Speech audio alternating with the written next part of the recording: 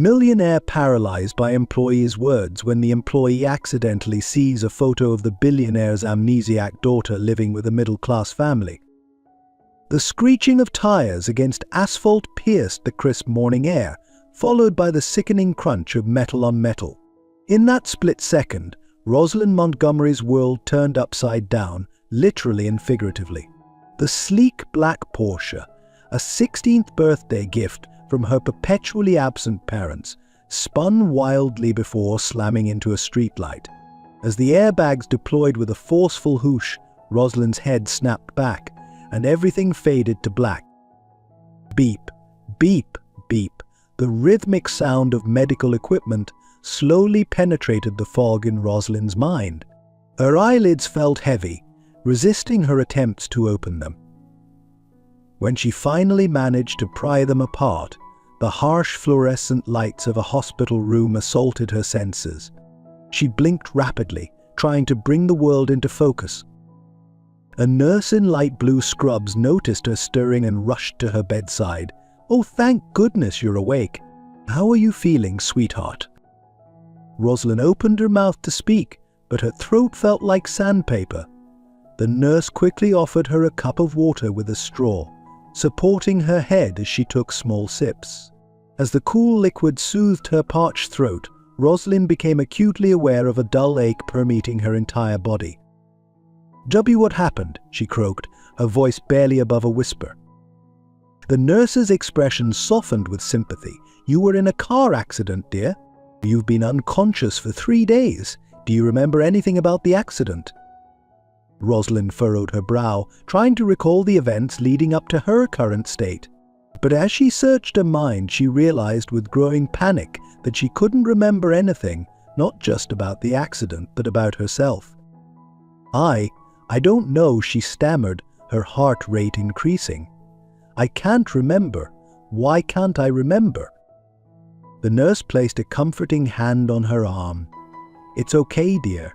Memory loss is not uncommon after a traumatic event like this.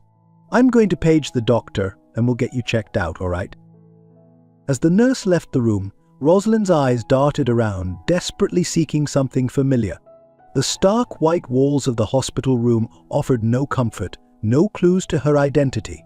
She lifted her hands, examining them as if they belonged to a stranger. Her fingernails were perfectly manicured, she noticed absently, but that observation didn't trigger any memories.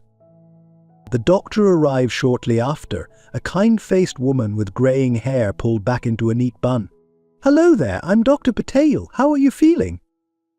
Confused, Rosalind admitted, her voice quivering. I don't know who I am." Dr. Patel nodded sympathetically. "That must be very frightening for you. Let's start with what we know, shall we? Your name is Rosalind Montgomery. You're 15 years old, and you were involved in a single-vehicle accident 3 days ago. You suffered a concussion and some bruising, but thankfully no severe physical injuries." Rosalind absorbed this information, but it felt like the doctor was describing a stranger. "Montgomery," she repeated, testing the name on her tongue. It didn't spark any recognition. "Where are my parents?" A flicker of something concern. Discomfort passed over Dr. Patel's face. "We've been trying to reach your parents since you were brought in. Your father is apparently on a business trip in China, and your mother is at a conference in Paris. We've left messages, but haven't heard back yet." A cold emptiness settled in Rosalind's chest at this news. Even without her memories, she sensed that this wasn't unusual, her parents' absence, their unavailability when she needed them most. "Is there anyone else we can call for you?" Dr. Patel asked gently. "Any other family members or friends?" Rosalind shook her head, feeling utterly alone. "I don't know. I can't remember anyone." Over the next few hours, Rosalind underwent a battery of tests. MRIs, CT scanativus cognis, all designed to evaluate the extent of her memory loss and check for any underlying brain damage. As she was wheeled from one department to another, she caught glimpses of herself in reflective surfaces, a girl with long, dark hair and hazel eyes, her face pale and drawn. It was like looking at a stranger. By the end of the day, Rosalind was exhausted, both physically and emotionally. Dr. Patel came to discuss the results of her tests. The good news is that there's no sign of permanent brain damage, the doctor explained. Your memory loss appears to be a form of dissociative amnesia, likely triggered by the trauma of the accident. It's our hope that your memories will return gradually as you recover. And if they don't? Rosalind asked, voicing the fear that had been growing all day. Dr. Patel smiled reassuringly. Let's cross that bridge if we come to it. For now, the best thing you can do is rest and try not to force the memories. They often come back on their own, given time. As night fell, Rosalind found herself alone in the dimly lit hospital room. The events of the day swirled in her mind, a confusing jumble of medical jargon and fragmented information about a life she couldn't remember. She closed her eyes, willing sleep to come, but instead found herself assaulted by flashes of something. A grand house with marble columns, a woman's voice sharp with disapproval, the gleam of a diamond necklace, the lonesome echo of footsteps in an empty hallway, a man's back as he walked away, phone pressed to his ear. Rosalind's eyes snapped open, her heart pounding. Were these memories or just her imagination filling in the blanks? She couldn't be sure. All she knew was that these snippets left her with a profound sense of loneliness. The next morning brought a surprise visitor, a social worker named Ms. Chen. "Good morning, Rosalind," she greeted warmly. "How are you feeling today?" "A little better, I think," Rosalind replied, sitting up in bed, still confused though. Ms. Chen nodded understandingly. "That's to be expected. I'm here because we need to discuss your situation. We still haven't been able to reach your parents, and you're nearly ready for discharge. However, given your memory loss, we don't feel comfortable releasing you to an empty house." Rosalind felt a flicker of panic. "What's going to happen to me?" "We've arranged for you to stay with a foster family temporarily," Ms. Chen explained. "They're experienced in caring for teenagers in difficult situations. It would just be until we can reach your parents or until you feel comfortable returning home." The idea of going to live with strangers was terrifying, but Rosalind realized she didn't have much choice. Her apparent wealth and status meant nothing if she couldn't remember how to access it or where she lived. "Okay," she agreed quietly. "When do I leave?" "Tomorrow morning," Miss Chen replied. "The Johnsons are looking forward to meeting you.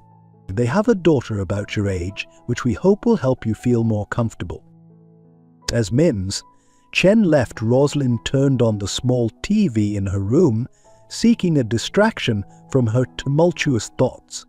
A familiar face appeared on the screen, a charismatic man with a warm smile, talking about the power of storytelling and human connection. "Remember, friends," the man said, looking directly into the camera, "every one of us has a story worth telling. By sharing our experiences, we create understanding and empathy.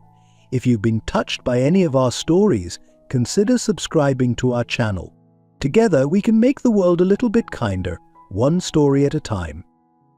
Rosalind felt a strange sense of comfort wash over her as she listened to the man's words. Even though she couldn't remember her own story right now, the idea that everyone had one, that everyone struggled and triumphed and connected with others, made her feel less alone.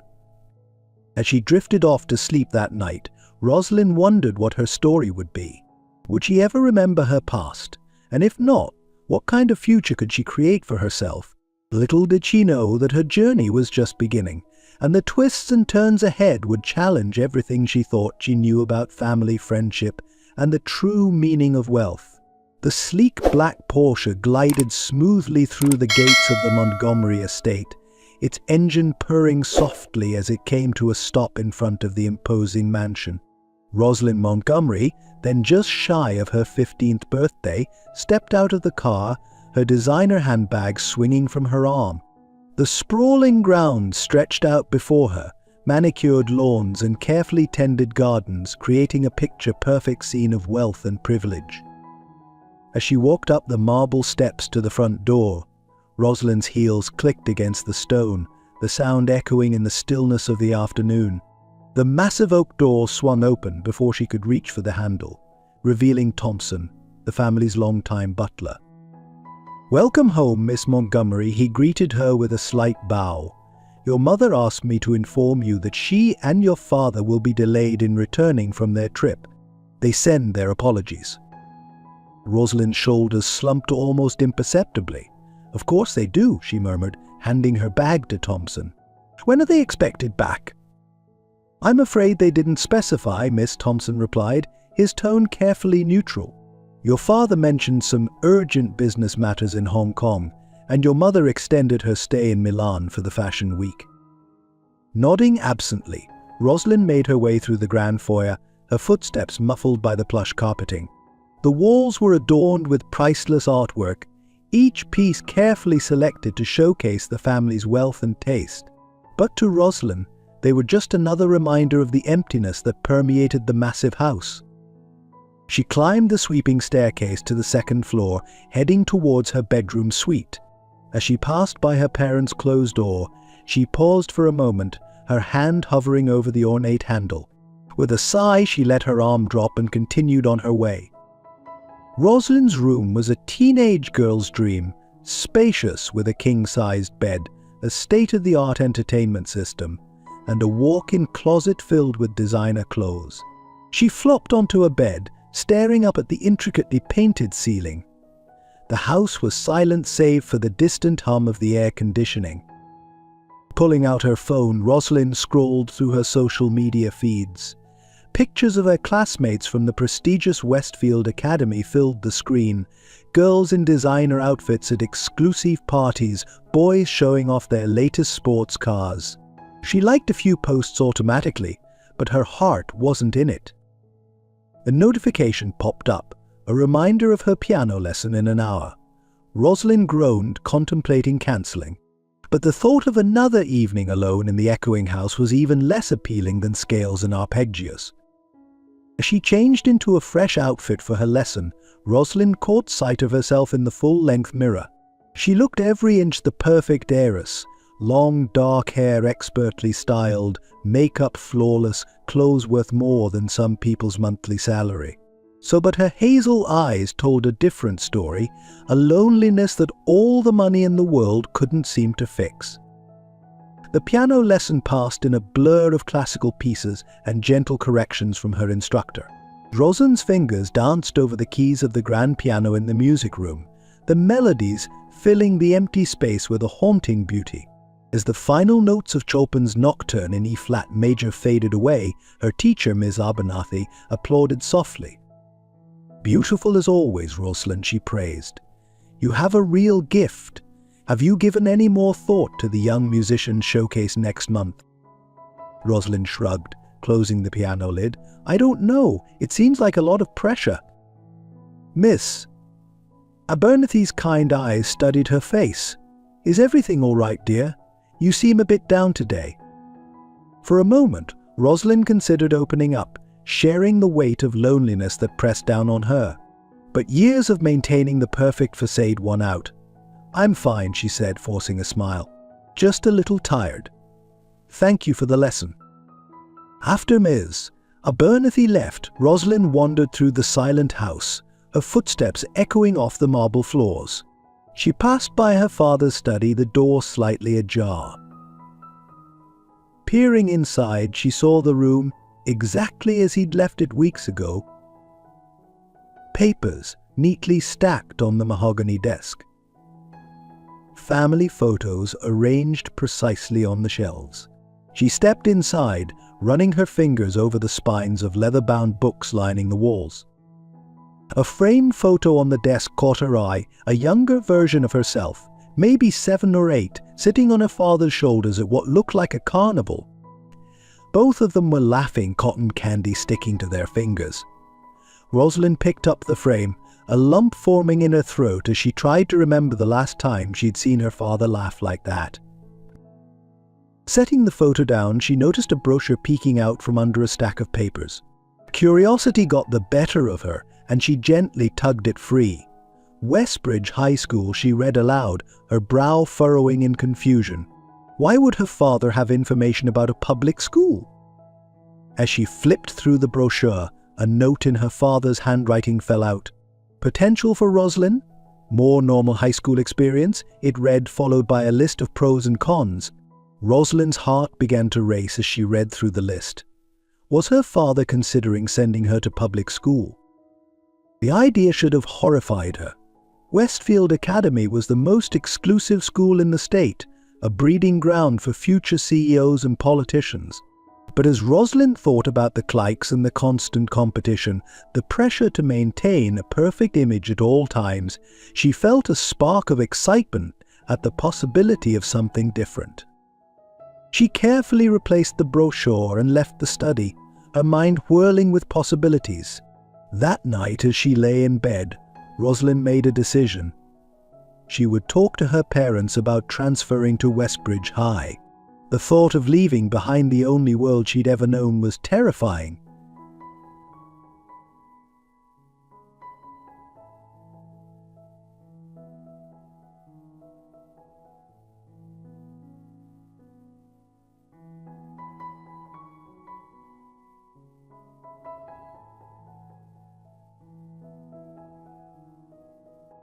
As she drifted off to sleep, Roslyn imagined what it would be like to have real friends, to be known for who she was rather than what she owned. Little did she know that her wish for a different life was about to come true in a way she could never have anticipated. The next morning, Roslyn woke with a sense of purpose she hadn't felt in years. She dressed carefully, choosing a simple but elegant outfit that wouldn't look out of place in a boardroom. Taking a deep breath, she dialed her father's number, steeling herself for the conversation ahead. To her surprise, he answered on the second ring. "Roslyn, is everything all right?" The concern in his voice was tinged with confusion. It wasn't often that she called him directly. "Everything's fine, Dad," she assured him. I was hoping we could talk about something important. Do you have a few minutes?" There was a pause, and Roslyn could hear muffled voices in the background. "I have a meeting in 10 minutes. Can it wait until I'm back next week?" Roslyn's heart sank, but she pressed on. "It's about school, Dad. I found the brochure for Westbridge High in your study. I think I'd like to transfer there for my junior year." The silence on the other end of the line stretched on for so long that Roslyn thought the call had dropped. Finally, her father spoke, his voice carefully neutral. "That's a big decision, Roslyn. Are you sure about this?" "I am," she said, surprised by the firmness in her own voice. "I think it would be good for me to experience something different." Her father sighed. "We'll discuss this when I get back. I need to go now, but we'll talk soon, all right? Take care, sweetheart." As the call ended, Roslyn felt a mix of disappointment and hope. It wasn't a no, but it wasn't a yes either. Still, it was a start. She looked out her window at the perfectly manicured grounds of the estate, wondering what life might be like beyond those gilded gates. Little did she know that fate was about to intervene in a way that would change everything. The morning sun streamed through the curtains of a modest bedroom, so different from the opulent suite Roslyn had known. She blinked awake, momentarily disoriented by the unfamiliar surroundings. The events of the past few days came rushing back: the accident, the hospital, and now her temporary home with the Johnson family. Roslyn sat up slowly, taking in the cozy room.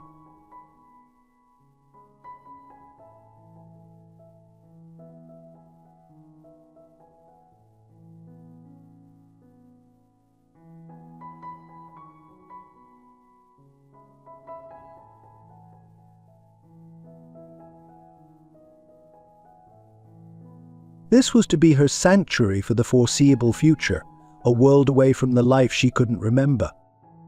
A soft knock on the door jolted her from her thoughts. "Roslyn, are you awake?" It was Mrs. Johnson, her voice warm and gentle. "Breakfast is ready if you're feeling up to coming down."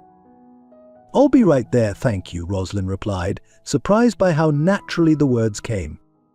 She dressed quickly in clothes Miss Johnson had lent her, simple jeans and a t-shirt that felt foreign against her skin.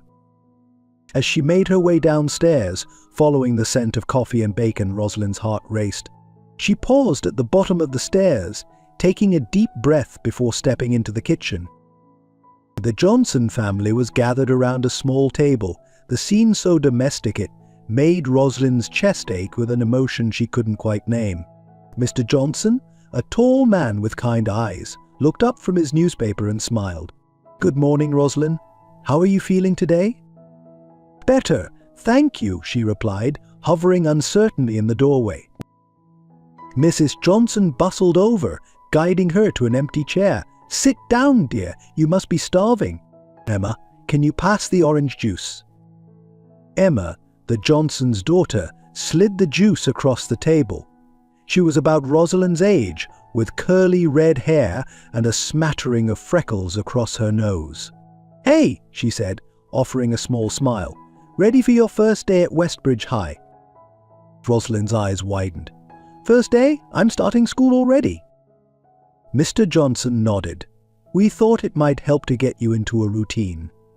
But if you're not feeling up to it, we can wait a few more days." Rosalind considered this. The thought of facing a school full of strangers was terrifying, but the alternative, spending another day trapped with her confused thoughts, was even worse. "No, I think I'd like to go," she said, surprising herself with her decisiveness. The ride to school was a blur of nervous anticipation. Emma chatted easily about teachers and classes, while Rosalind stared out the window, trying to quell the butterflies in her stomach. As they pulled up to the school building, a towering brick structure teeming with students, Rosalind felt a strange sense of déjà vu. "You okay?" Emma asked, noticing Rosalind's hesitation as they got out of the car. Rosalind nodded, forcing a smile. "Just nervous, I guess." Emma gave her arm a reassuring squeeze. "Don't worry, I'll stick with you today. And remember, if anyone asks, we're just saying you're my cousin visiting for a while. No need to get into the whole amnesia thing if you don't want to." Grateful for the girl's kindness, Rosalind followed her into the building. The hallways were a cacophony of slamming lockers, laughing students, and squeaking sneakers. Rosalind felt overwhelmed, her senses assaulted by the noise and movement. As they made their way to the main office to pick up Rosalind's schedule, a group of girls passed by, their expensive clothes and perfectly styled hair standing out amid the sea of casual attire. For a moment, Rosalind felt a pull of familiarity, as if she should be part of that group, but the feeling passed as quickly as it came. The morning passed in a whirlwind of new faces and information. Rosalind found herself struggling to keep up in some classes, while in others, particularly French and music, knowledge seemed to flow from some hidden part of her brain. During a particularly challenging math lesson, she caught herself solving complex equations with ease, much to her own surprise. By lunchtime, Rosalind's head was spinning. Emma guided her to a table in the cafeteria, introducing her to a group of friends. As they chatted and laughed, Rosalind felt a warmth spreading through her chest. Is this what it felt like to belong? "So, Rosalind," one of the girls, Mia, asked between bites of her sandwich, "where are you from originally?" Rosalind froze, her fork halfway to her mouth. She glanced at Emma, panic rising in her throat. Emma jumped in smoothly. "Rosalind's from out of state. She's staying with us for a while because of some family stuff. Right, Cuz?" Grateful for the save, Rosalind nodded. "Yeah, it's complicated," she added, hoping her vague answer would discourage further questions. As the conversation moved on to other topics, Rosalind's attention was drawn to a commotion at the other end of the cafeteria. A girl with long dark hair was on her hands and knees, picking up scattered papers while a group of students laughed nearby. Without thinking, Rosalind stood up and walked over. She knelt down beside the girl, helping her gather her things. "Are you okay?" she asked softly. The girl looked up, her eyes wide with surprise. "I'm fine," she mumbled.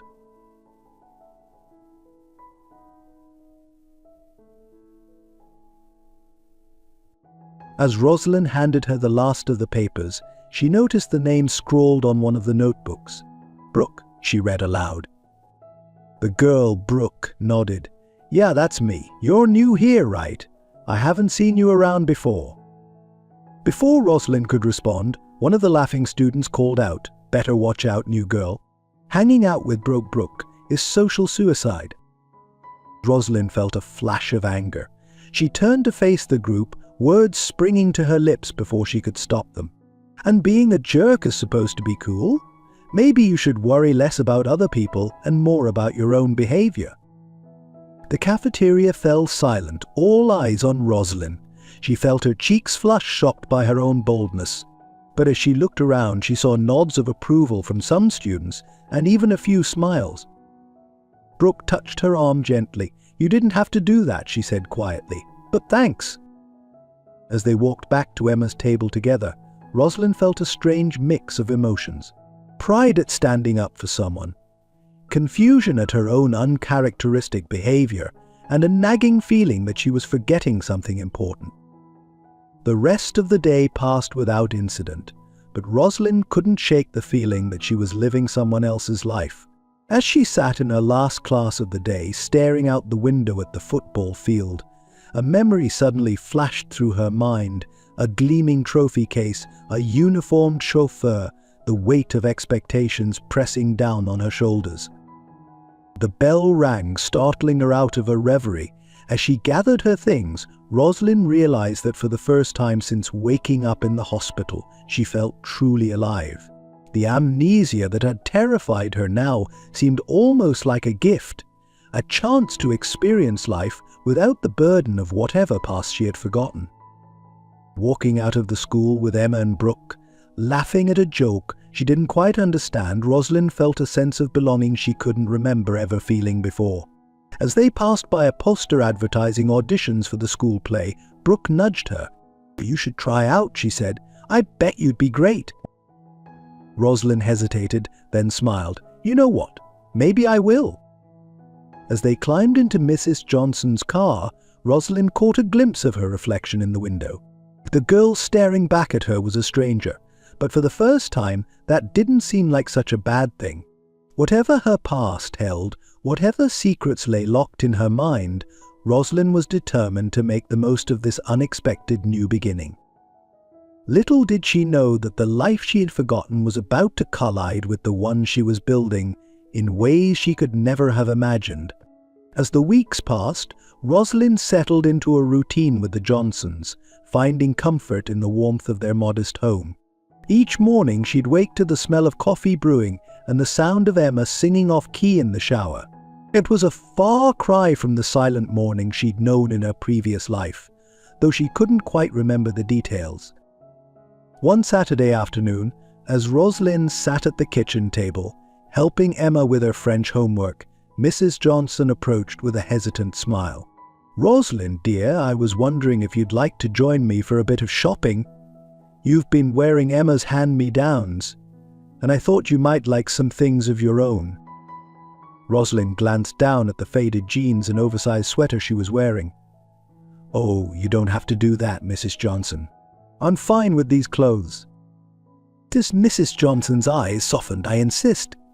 Every girl deserves to have something that feels like her own." As they drove to the local mall, Rosalind felt a mix of excitement and anxiety. Shopping had once been second nature to her, though she couldn't recall specific memories. When they entered the bustling department store, Rosalind's eyes widened at the racks of colorful clothes. Mrs. Johnson noticed her hesitation. "Why don't you look around and pick out a few things you like? Don't worry about the price tags." Rosalind nodded, wandering through the aisles. Her fingers trailed over soft fabrics, and she found herself drawn to simple, elegant pieces rather than the flashy styles that caught other shoppers' eyes. As she tried on a pale blue sundress, Rosalind caught sight of herself in the mirror and gasped. For a moment she saw a flash of another girl, perfectly coiffed hair, designer clothes, a diamond necklace glittering at her throat. The image faded as quickly as it had appeared, leaving Rosalind feeling disoriented. "Everything okay in there?" Mrs. Johnson called from outside the fitting room. Rosalind shook her head, clearing the cobwebs. "Yes, I'm fine. Just lost in thought, I guess." As they left the store with a few new outfits, Rosalind felt a sense of guilt gnawing at her. The Johnsons were being so kind, spending their hard-earned money on her, when she had a nagging feeling that somewhere she had more than enough resources of her own. That night, as Rosalind lay in bed, her mind wandered to the piano in the Johnsons' living room. She'd been avoiding it, unsure why the sight of it made her heart ache. But now, with the house quiet and sleep eluding her, she felt drawn to it. Padding softly downstairs, Rosalind settled onto the bench, her fingers hovering over the keys. Without conscious thought, she began to play. The melody that flowed from her fingertips was hauntingly beautiful, a piece she didn't recognize but somehow knew by heart. So lost was she in the music that she didn't notice Mr. Johnson appear in the doorway, watching her with a mix of awe and concern. As the final notes faded away, he spoke softly. "That was beautiful, Rosalind. I didn't know you played." Startled, Rosalind's hands fell from the keys. I didn't either," she admitted, her voice barely above a whisper. And Mr. Johnson sat down beside her on the bench. "You know, when we agreed to take you in, the social worker mentioned you might have some unexpected skills. It's not uncommon for amnesia patients to retain procedural memories, things like playing an instrument or speaking a language." Rosalind nodded, her throat tight with emotion. "It's just frustrating. I can play this beautiful music, but I can't remember learning it. I can speak French fluently, but I don't know where I studied it. Sometimes I feel like I'm living someone else's life." Mr. Johnson placed a comforting hand on her shoulder. "I can't imagine how difficult this must be for you. But try to think of it this way, these skills, these talents, they're a part of you. Even if you can't remember how you acquired them, they're still yours. And who knows? Maybe using them will help trigger more memories." His words settled over Rosalind like a warm blanket, easing some of the tension she'd been carrying. "Thank you, Mr. Johnson, for everything you and your family have done for me."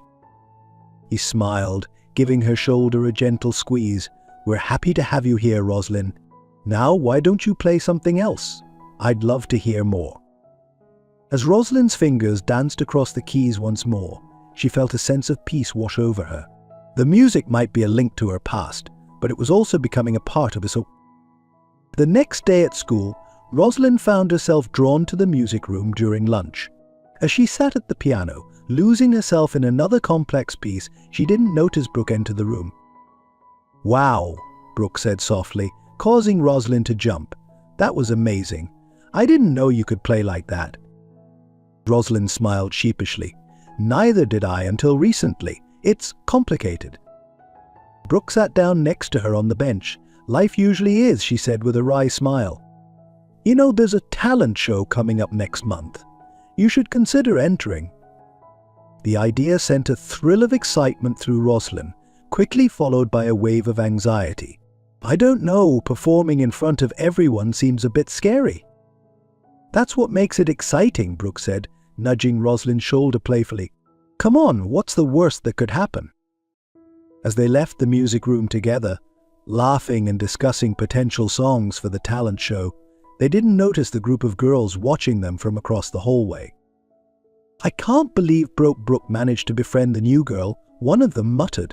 "There's something off about that Rosalind chick. Did you see how she stood up to us in the cafeteria last week? Nobody does that."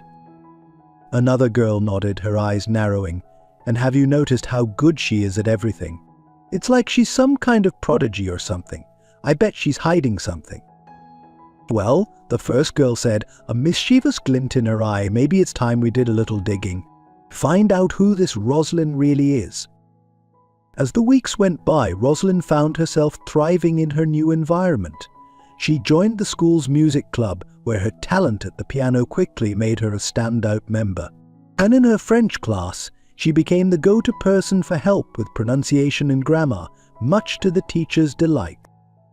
But it wasn't just her academic and artistic pursuits that were flourishing. For the first time in her memory, admittedly a short span, Rosalind felt like she had real friends. Emma, Brooke, and their circle welcomed her with open arms, never pushing for details about her past that she couldn't provide. One evening, as Rosalind sat on the front porch of the Johnson home, enjoying the warm spring air, Emma joined her with 2 steaming mugs of hot chocolate. "Penny for your thoughts?" Emma asked, handing Rosalind a mug. Rosalind took a sip, savoring the rich sweetness. "I was just thinking about how different my life is now compared to when I first woke up in the hospital. It's strange, I still can't remember my past, but I'm starting to feel like I know who I am, you know?" Emma nodded thoughtfully. "I get that. It's like you're writing your own story now, instead of trying to remember someone else's." "Exactly," Rosalind agreed, feeling a surge of affection for her friend. "I just wish." She trailed off, her eyes drawn to a sleek black car that had just turned onto their street. It was nothing like the other vehicles in the neighborhood, all gleaming chrome and tinted windows. As it cruised slowly past the house, Rosalind felt a chill run down her spine. Emma followed her gaze.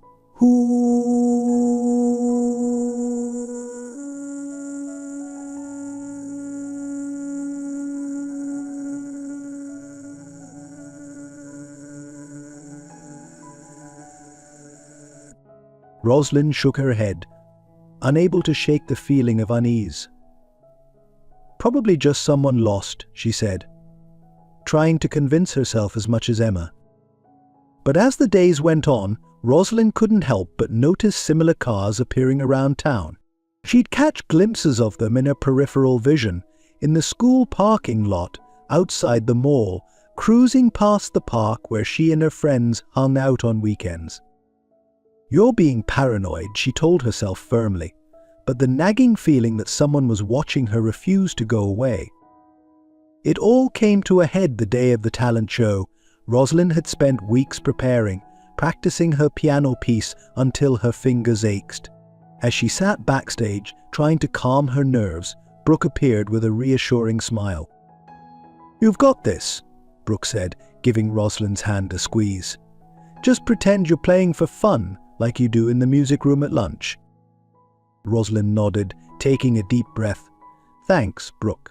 I don't know what I'd do without you and Emma. You've both been so amazing." As Brooke left to take her seat in the audience, Rosalind closed her eyes, running through the piece in her mind one last time. She was so focused that she didn't notice the man in the expensive suit slip slack backstage, his eyes scanning the room, until they landed on her. "Rosalind Montgomery?" His deep voice cut through her concentration like a knife. Rosalind's eyes snapped open, her heart racing. "Ah, yes. Do I know you?" The man's face softened with relief. "Oh, thank God. We've been looking everywhere for you. I'm Richard Hawthorne, your family's lawyer. Your parents have been worried sick." The world seemed to tilt on its axis as Rosalind stared at the man, unable to process his words. My parents?" Before Mr. Hawthorne could respond, a stagehand appeared. "You're on in 2 minutes, Rosalind." Rosalind looked frantically between the stagehand and Mr. Hawthorne, her mind reeling. The lawyer placed a gentle hand on her shoulder. "Go perform. We'll talk after. Your parents would want you to have this moment." In a daze, Rosalind made her way to the stage. As she sat down at the piano, her eyes scanned the audience, landing on the beaming faces of the Johnsons and her friends. For a moment she faltered, overwhelmed by the clash of her new life with the shadows of her old one. But as her fingers touched the keys, something inside her settled. Whatever came next, whatever truths awaited her after this performance, she had this moment. This music, this piece of herself that was hers, regardless of her past or future. With a deep breath, Rosalind began to play. The melody soared through the auditorium, carrying with it all the emotion and complexity of her journey. As the final notes faded away, she was met with a standing ovation, the applause washing over her like a wave. In that moment, caught between two worlds, Rosalind felt a profound sense of change on the horizon. The life she had built and the life she had forgotten were about to collide, and nothing would ever be the same again. As the applause faded and the curtain fell, Rosalind found herself enveloped in a whirlwind of emotions. The exhilaration of her performance mingled with the shock of Mr. Hawthorne's revelation, creating a dizzying cocktail of feelings. She made her way backstage in a daze, barely registering the congratulations from her fellow performers. "Rosalind, that was incredible." Emma's excited voice cut through the fog in her mind. Rosalind turned to see her friend rushing towards her, followed closely by Brooke and the Johnsons. Miss Johnson pulled her into a warm embrace. "We're so proud of you, dear. You were absolutely magnificent up there." Rosalind felt a lump form in her throat as she hugged Miss Johnson back. The genuine pride and affection in the woman's voice made her heart ache with a bittersweet mix of gratitude and guilt. These people had taken her in, cared for her, supported her, and now... "And thank you," she managed to whisper, her voice thick with emotion. "I couldn't have done it without all of you." As she pulled away from Mrs. Johnson, Rosalind's eyes met Brooke's. Her friend was beaming with pride, but there was also a hint of concern in her gaze. Brooke had always been perceptive, and Rosalind knew she must have sensed that something was off. Before Brooke could voice her concerns, Mr. Hawthorne appeared at the edge of their group. "Excuse me," he said politely, "but might I have a word with Rosalind in private?" The Johnsons exchanged confused glances while Emma and Brooke looked at Rosalind questioningly. Rosalind took a deep breath, steeling herself for the conversation to come. "It's okay," she assured them, though her voice quavered slightly. This is about my past. I'll explain everything later, I promise." As she followed Mr. Hawthorne to a quiet corner backstage, Rosalind felt as though she were walking on a tightrope, balancing precariously between the life she had built and the one she had forgotten. "First of all, Miss Montgomery, let me say that your performance was truly outstanding," Mr. Hawthorne began, his tone warm but professional. "Your parents will be overjoyed to know that you haven't lost your musical talent." Rosalind nodded mutely, still struggling to process the situation. "My parents," she repeated, the words feeling foreign on her tongue. They're looking for me." Mr. Hawthorne's expression softened. "They'd been searching tirelessly since your disappearance. When we heard about a Jane Doe, matching your description, who had been in a car accident, we hoped, but then you were released from the hospital before we could reach you." A flash of memory hit Rosalind, the screech of tires, the crunch of metal, the world spinning out of control.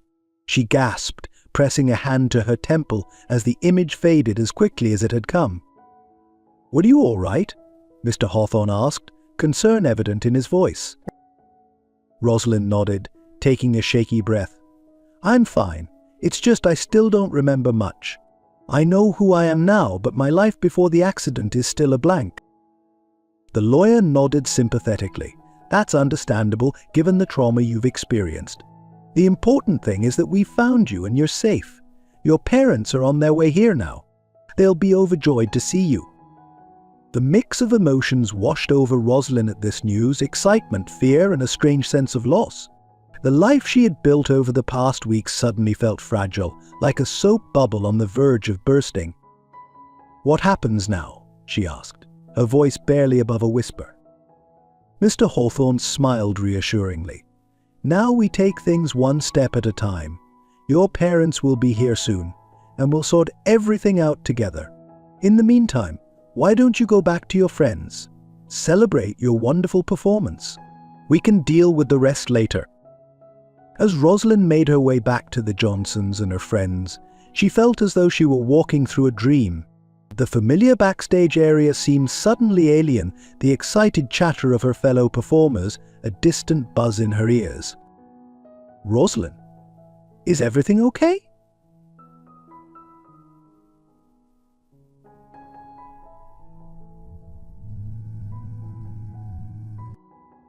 Rosalind looked up to see her friend watching her with worried eyes. In that moment, the full weight of her situation hit her. These people, Brooke, Emma, the Johnsons, had become her world. They had taken her in, supported her, helped her build a new life from scratch. And now, with the return of her old life looming on the horizon, she realized just how much she had come to love this new existence. I'm not sure, Rosalind admitted, her voice trembling. Can we talk? Somewhere private? Brooke nodded, gently taking Rosalind's arm and guiding her away from the crowd. They found a quiet corner near the prop storage, away from prying eyes and ears. What's going on, Ros? Brooke asked gently. Who was that man? Rosalind took a deep breath, steeling herself for the conversation ahead. His name is Mr. Hawthorne. He's my family's lawyer. Brooke's eyes widened in surprise. Your family's lawyer? But I thought.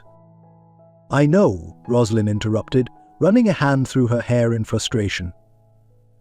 I thought so too. But apparently my parents have been looking for me ever since the accident. They're on their way here now. A heavy silence fell between them as Brooke processed this information. Wow, she finally said. That's huge, Ros. How are you feeling about all this? Rosalind let out a shaky laugh. Honestly, I have no idea. I should be happy, right? My family has been searching for me. They want me back. But you're scared, Brooke finished for her, understanding dawning in her eyes. Rosalind nodded, feeling tears prick at the corners of her eyes. I don't remember them, Brooke. I don't remember anything about my life before the accident. But I remember everything that's happened since. I remember you and Emma and the Johnsons. I remember how it feels to sit at their kitchen table, doing homework and laughing over inside jokes. I remember the way Mrs. Johnson hugs me goodnight, and how Mr. Johnson always saves the last cookie for me. As she spoke, the memories of the past weeks flashed through her mind: movie nights with Emma, study sessions with Brooke, family dinners with the Johnsons. Each memory was a warm, comforting presence, a stark contrast to the cold void of her life before the accident. I've built a life here, Brooke, Rosalind continued, her voice thick with emotion. A life I love. And now I don't know what's going to happen. What if my old life takes me away from all of this? What if I lose everything I've found here? Brooke reached out, taking Rosalind's hands in her own. Hey, look at me, she said firmly. You're not going to lose us. No matter what happens with your family, Emma and I will always be your friends. And the Johnsons? They love you, Ros. They're not going to just forget about you because your biological family showed up. Rosalind felt a warmth spread through her chest at Brooke's words. The intensity of the friendship she had formed with Brooke over the past week still amazed her. From that first day in the cafeteria, when Rosalind had stood up for her, they had formed a bond that seemed to transcend time. You're right, Rosalind said, squeezing Brooke's hands gratefully. I'm scared, Brooke. What if I'm not the person they remember? What if I can't be the daughter they've been searching for? Brooke pulled Rosalind into a tight hug. You listen to me, Rosalind Montgomery, she said fiercely. You are one of the kindest, bravest, most talented people I know. If your parents can't see how amazing you are, then that's their loss. But I have a feeling they're going to love you just as much as we do. As Rosalind melted into the embrace, she felt some of her anxiety begin to dissipate. Whatever challenges lay ahead, she knew she wouldn't have to face them alone. The sound of approaching footsteps caused them to break apart. Emma appeared around the corner, her face a mix of excitement and confusion. There you are, she exclaimed. Everyone's looking for you. There's a couple here who say they're your parents, Ros. Rosalind felt her heart skip a beat. This was it, the moment her past and present would finally collide. She looked at Brooke, who gave her an encouraging nod. You've got this, Brooke whispered. We'll be right there with you. Taking a deep breath, Rosalind squared her shoulders and followed Emma back towards the auditorium. With each step, flashes of memory danced at the edges of her consciousness, a woman's perfume, a man's deep laughter, the feeling of silk sheets against her skin. But they remained frustratingly out of reach, like trying to grasp smoke. As they rounded the corner, Rosalind caught sight of a well-dressed couple standing with the Johnsons and Mr. Hawthorne. The woman's eyes were red-rimmed, as though she'd been crying, while the man stood ramrod straight, his jaw clenched with emotion. The woman's gaze locked onto Rosalind, and a soft gasp escaped her lips. "Rosalind?" she whispered, her voice trembling. "Oh, my baby girl." In that moment, as Rosalind looked into the woman's eyes that mirrored her own, something deep within her stirred. It wasn't quite recognition, but a sense of familiarity, like a long-forgotten lullaby. "Mom?" The word felt strange on Rosalind's tongue, but not entirely wrong. The woman rushed forward, enveloping Rosalind in a tight embrace. The scent of her perfume, jasmine and vanilla, triggered another flash of memory. A grand staircase, a crystal chandelier, the sound of piano music drifting through a cavernous room. As her mother pulled back, cupping Rosalind's face in her hands, her father stepped forward. His eyes were suspiciously bright as he looked at her. "Welcome home, princess," he said, his deep voice thick with emotion. The use of the pet name sent another jolt through Rosalind's system. She remembered hearing that voice call her princess countless times, when she scraped her knee as a child, when she won her first piano competition, The memory slipped away before she could grasp it fully, leaving her feeling disoriented and overwhelmed. "I'm sorry," Rosalind stammered, taking a step back. "I still don't remember everything. It's all so confusing." Her mother's face fell slightly, but she quickly masked her disappointment with a warm smile. "It's okay, sweetheart. We have all the time in the world to help you remember. The important thing is that you're safe and we're together again." As Rosalind looked between her parents, the Johnsons, and her friends, she felt as though she was standing at a crossroads. On one side was the life she had known for the past weeks, warm, loving, filled with genuine connections. On the other was a life of luxury and privilege that she could barely remember, but which had shaped her into the person she was. "What happens now?" she asked, her voice small and uncertain. Her father stepped forward, placing a gentle hand on her shoulder. "Now we take you home, princess, back where you belong." Rosalind felt her heart constrict at his words. Home? But where was home, really? The mansion she couldn't remember, or the cozy house where she had found friendship and acceptance? She looked at the Johnsons, who were watching the scene unfold with a mix of happiness and sadness. "But what about, the Johnsons have been taking care of me. They're family too." Mrs. Johnson stepped forward, her eyes shining with unshed tears. "Oh, Rosalind," she said softly, "we've loved having you with us, but we always knew this day might come. Your real family has been searching for you, worried sick. They deserve to have you back." Rosalind felt tears welling up in her own eyes. "But I don't want to leave you," she whispered. "Any of you." Her mother exchanged a look with her father before turning back to Rosalind with a gentle smile. "Sweetheart, no one is asking you to cut ties with the people who have been so kind to you. We're eternally grateful to the Johnsons for taking care of you. Perhaps we can find a way for you to maintain these relationships while still coming home with us." A spark of hope ignited in Rosalind's chest. "Really? You mean I could still see my friends? Still visit the Johnsons?" Her father nodded, though Rosalind couldn't help but notice a flicker of something, reluctance, concern in his eyes. "We'll work something out," he promised. "For now, let's focus on getting you settled back at home. We have so much to catch up on." As the adults began to discuss logistics, Rosalind found herself drifting back towards Brooke and Emma. Her friends had been watching the reunion with a mix of awe and uncertainty. "So," Emma said, trying to keep her tone light, "I guess this means you're not really my cousin, huh?" Rosalind let out a watery laugh. "I guess not, but you're still my friend. Both of you are. That's not going to change, no matter where I live."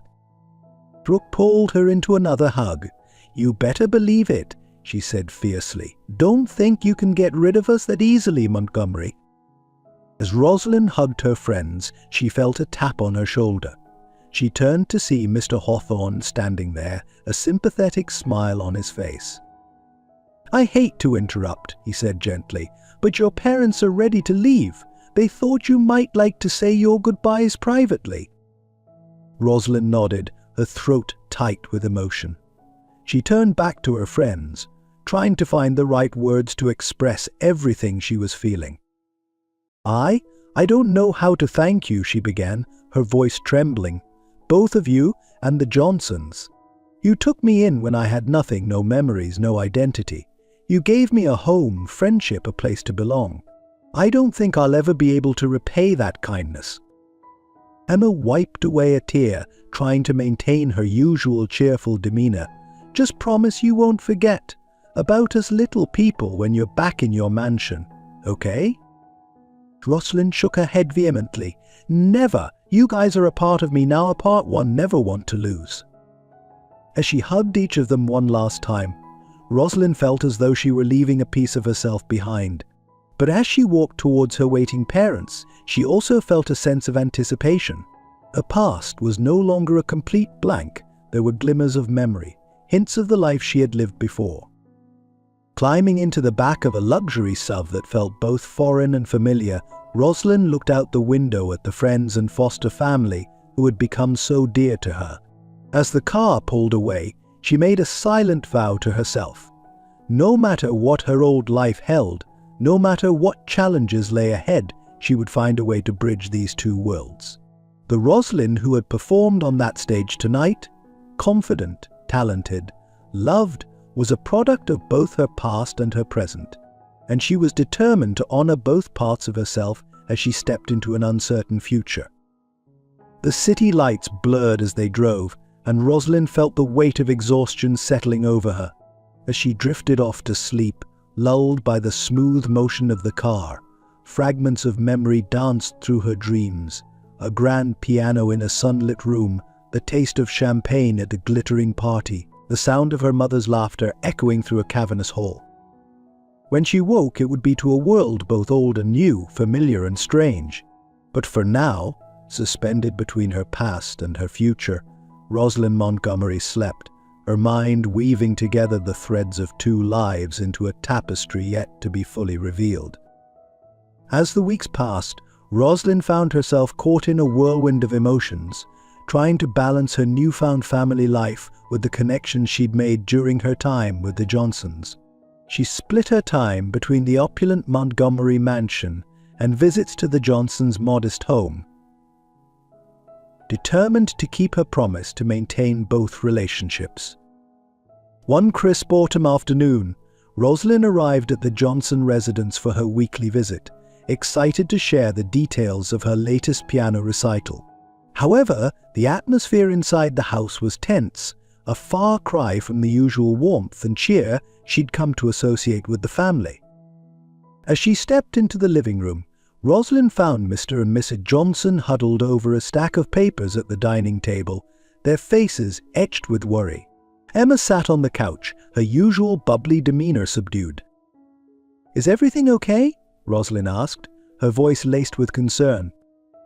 Mrs. Johnson looked up, forcing a smile that didn't reach her eyes. "Rosalind, dear, we didn't hear you come in."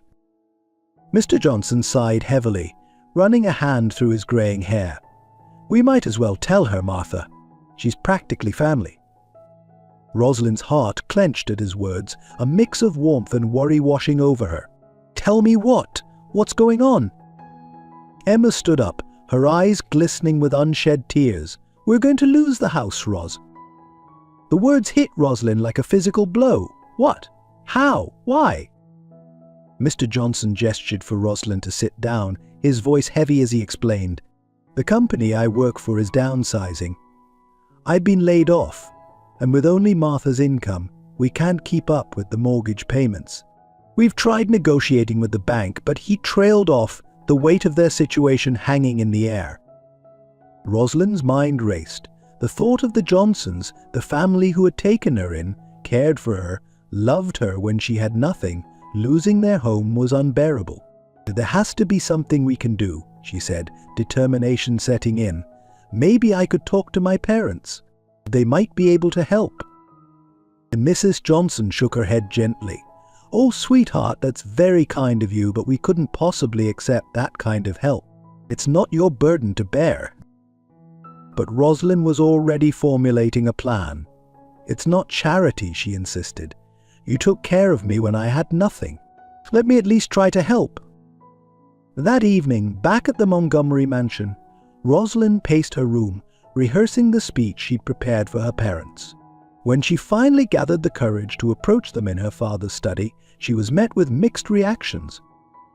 Her mother, Elizabeth Montgomery, listened with sympathy, her eyes softening at Rosalind's impassioned plea. Her father, Richard Montgomery, however, remained impassive, his expression unreadable. "Rosalind," he began, his tone measured, "while I admire your desire to help, we can't simply hand out money to every family facing financial difficulties. It's not sustainable, and it's not how the world works." Rosalind felt a flare of frustration. "But the Johnsons aren't just any family, Dad. They took care of me, loved me when I had no one else. Doesn't that count for something?" Elizabeth placed a calming hand on her husband's arm. "Richard, perhaps we could look into some options. A loan, maybe, or some connections for a new job for Mr. Johnson." Richard sighed, pinching the bridge of his nose. "I'll think about it. But Rosalind, you need to understand that we can't solve everyone's problems, no matter how much we might want to." Unsatisfied but unwilling to push further, Rosalind left the study, her mind already working on alternative solutions. She couldn't let the Johnsons lose their home. She wouldn't. Over the next few weeks, Rosalind threw herself into fundraising efforts. She organized a charity concert at school, leveraging her musical talents and newfound popularity to sell tickets. She reached out to her parents' wealthy friends, spinning tales of the Johnsons' kindness and generosity, hoping to secure donations or job leads for Mr. Johnson. Her determination didn't go unnoticed at school. While many students rallied behind her cause, impressed by her passion and the stories of her time with the Johnsons, others began to view her efforts with increasing resentment. "Must be nice to have rich parents to bail out your friends," Rosalind overheard one girl muttering in the hallway. "I bet she's just doing this for attention," another whispered loudly in the cafeteria, "as if she needs more of that." The comments stung, but Rosalind tried to brush them off, focusing instead on her goal. However, the tension came to a head one afternoon in the music room. Rosalind was practicing a particularly challenging piece for the upcoming charity concert when Amber, a girl who had once been friendly but had grown increasingly cold, stormed in. "It must be nice to have all this free time to play around on the piano," Amber spat, her voice dripping with sarcasm. "Some of us actually have to work for our money, you know." Rosalind's fingers stilled on the keys.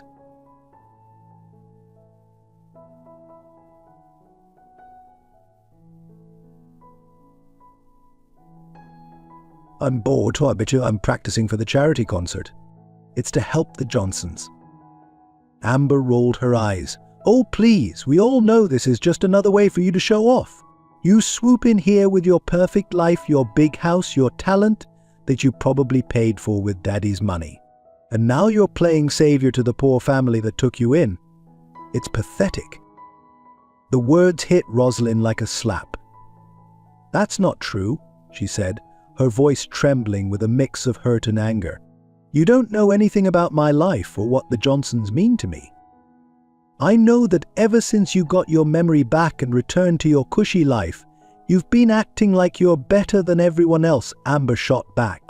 "Well, guess what? Your money doesn't make you special. It just makes you lucky." Before Rosalind could respond, Brooke appeared in the doorway, her eyes flashing with anger. "Back off, Amber," she warned. "You don't know what you're talking about." Amber scoffed. "Oh look, here comes the faithful sidekick."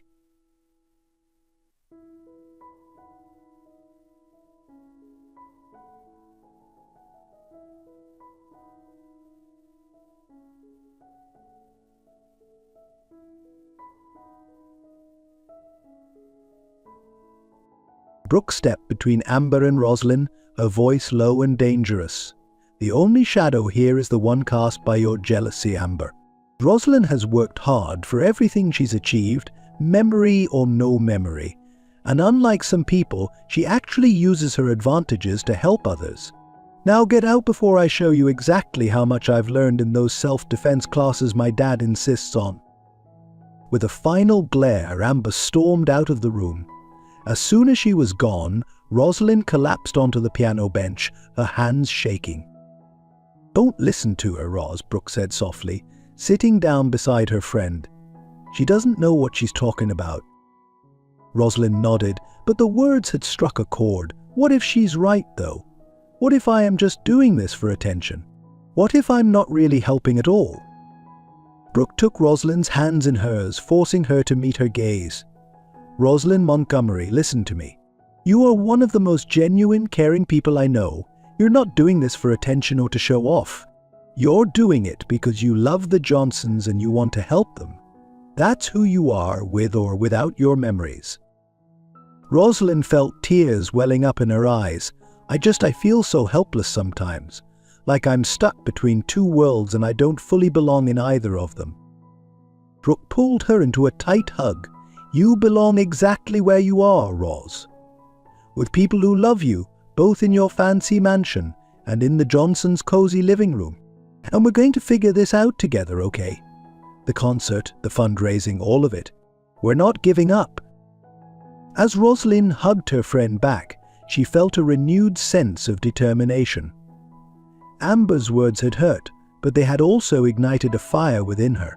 She would prove to everyone, including herself, that her efforts were genuine, that her love for the Johnsons was real. The charity concert was no longer just about saving the Johnsons' home. It was about bridging the gap between her two worlds, about showing that privilege and compassion could go hand in hand. And as she returned to the piano, her fingers flying over the keys with newfound passion, Rosalind knew that no matter what challenges lay ahead, she wouldn't face them alone. The melody that filled the music room was no longer just a practice piece. It was a declaration, a promise to herself and to those she loved. Whatever came next, Rosalind Montgomery was ready to face it head-on, with music in her heart and friends by her side. The night of the charity concert arrived, and Westbridge High's auditorium buzzed with anticipation.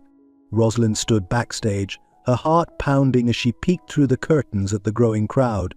She spotted the Johnsons in the front row, their faces a mix of pride and worry.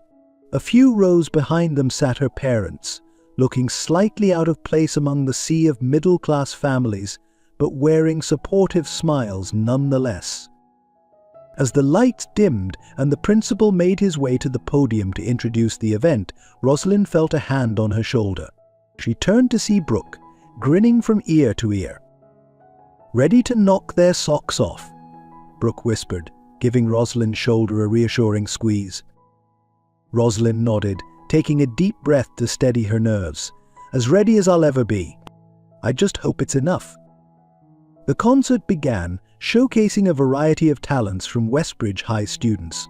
Singers, dancers, and musicians took turns on stage, each performance met with enthusiastic applause. But there was no denying that Rosalind's piano recital was the most anticipated act of the night. As her turn approached, Rosalind closed her eyes, centering herself. She thought of the Johnsons, of their warmth and kindness. She thought of Emma's laughter, of Mrs. Johnson's comforting hugs, of Mr. Johnson's encouraging words.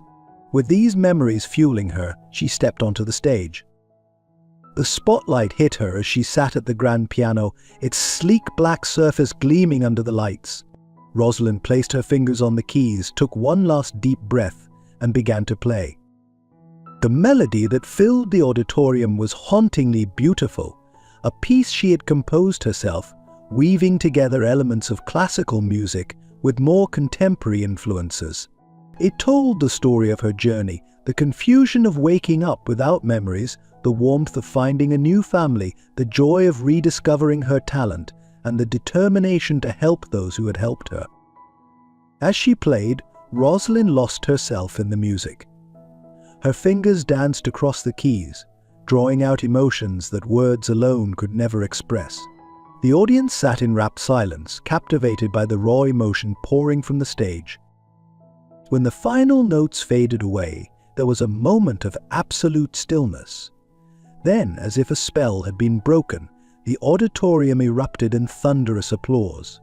Rosalind stood, her eyes shining with unshed tears as she took in the standing ovation before her. As she made her way backstage, she was immediately engulfed in a group hug by Brooke.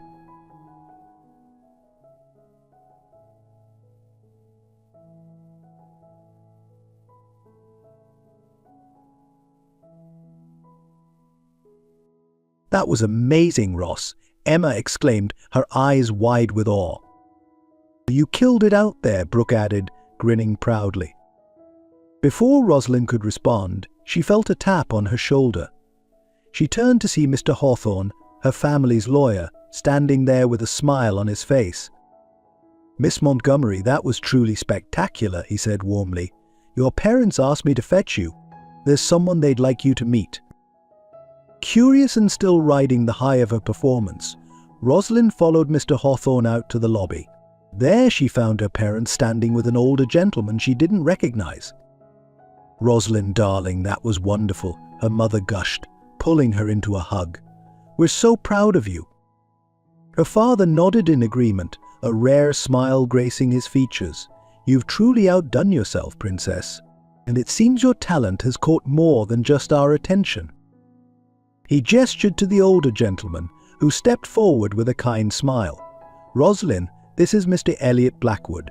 He's a talent scout for Juilliard." Rosalind's eyes widened in shock. Juilliard, one of the most prestigious performing arts schools in the world. She had dreamed of attending there, though those dreams were hazy memories from before her accident. Mr. Blackwood extended his hand, which Rosalind shook in a daze. "Miss Montgomery, your performance tonight was extraordinary. The emotion, the technical skill, it's rare to see both in someone so young. I'd like to discuss the possibility of you auditioning for our program next year." Rosalind felt as though she were floating, the words barely registering through her shock. "I thank you, Mr. Blackwood. That's an incredible opportunity." As Mr. Blackwood began to explain the audition process, Rosalind's gaze drifted across the lobby. There, standing by the donation table were the Johnsons. Mrs. Johnson caught her eye and gave her a warm smile and a thumbs up. In that moment, reality came crashing back. The Johnsons, the fundraiser, the whole reason for tonight's performance. How could she be thinking about Juilliard when the family who had taken her in was on the brink of losing their home? "Excuse me," Rosalind said suddenly, interrupting Mr. Blackwood mid-sentence. "I'm sorry, but there's something I need to do." Ignoring the confused looks from her parents and Mr. Blackwood, Rosalind made her way to the donation table. As she approached, she saw Mr. Johnson's face fall slightly. "Rosalind, honey, you should be celebrating," Mrs. Johnson said gently. "Don't worry about us right now." But Rosalind shook her head, determination setting in. "No, this is important. How are we doing? How much have we raised?" Mr. Johnson sighed, running a hand through his hair. "It's been a great turnout, and people have been very generous. But we're still short. By quite a bit, actually." Rosalind felt her heart sink. After all their hard work, all the planning and practicing, it still wasn't enough. She was about to respond when she felt a presence behind her. "Rosalind, what's going on?" It was her father, his brow furrowed in concern. In that moment, Rosalind made a decision. She turned to face her father, squaring her shoulders. "Dad, remember when I asked you for help with the Johnson situation, and you said we couldn't solve everyone's problems?" Her father nodded slowly, a wary look in his eyes. "Well, maybe we can't solve everyone's problems," Rosalind continued, her voice growing stronger. "But we can solve this one. The Johnsons took me in when I had nothing. They gave me a home, a family, when I couldn't remember my own. They're the reason I was able to play tonight, the reason Mr. Blackwood is interested in me for Juilliard. We have the means to help them, Dad, and I think we have the obligation to do so." Her father's expression was unreadable as he looked from Rosalind to the Johnsons and back again. For a moment, Rosalind feared she had overstepped, that her father's business-minded pragmatism would win out over compassion. But then, to her amazement, a slow smile spread across Richard Montgomery's face. "You know, Princess," he said softly, "sometimes you remind me so much of your grandmother. She always said that true wealth wasn't about how much money you had, but about how much you were willing to share it. He turned to Mr. Johnson, extending his hand. "Tom, was it? Why don't we step into the office and discuss some options? I believe I may have a position opening up at one of my companies that could be a good fit for someone with your experience." The look of shock and gratitude on Mr. Johnson's face was mirrored on Mrs. Johnson's and Emma's. As the two men walked away, deep in conversation, Rosalind felt a wave of relief wash over her. Mrs. Johnson pulled her into a tight hug. "Oh, Rosalind," she whispered, her voice thick with emotion. "How can we ever thank you?" Rosalind hugged her back fiercely. "You already have," she replied. "Every day you took care of me, every kindness you showed. This is me thanking you." As the night wound down and the last of the attendees trickled out of the auditorium, Rosalind found herself sitting on the edge of the stage, her legs dangling over the side.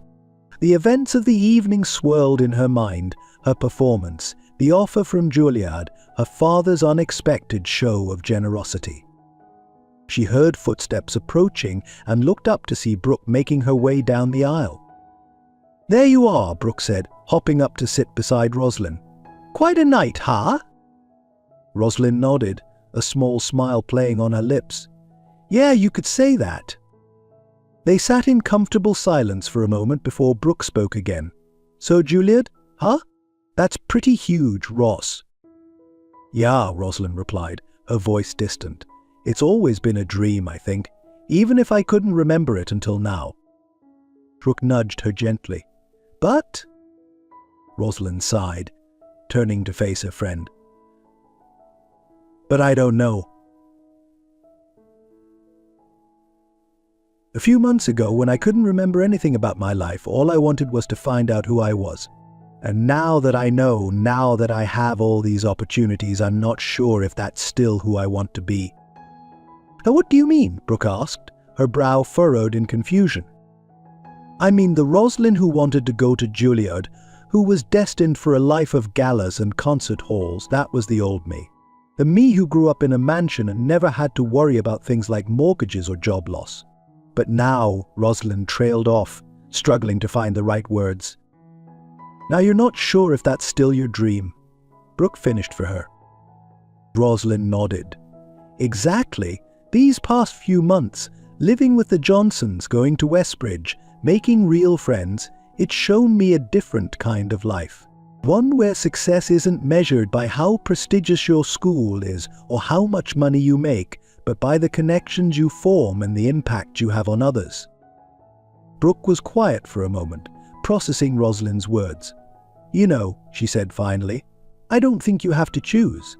The Rosalind I know, the one who stood up for me that first day in the cafeteria, the one who worked tirelessly to help the Johnsons, she's not defined by where she lives or where she goes to school.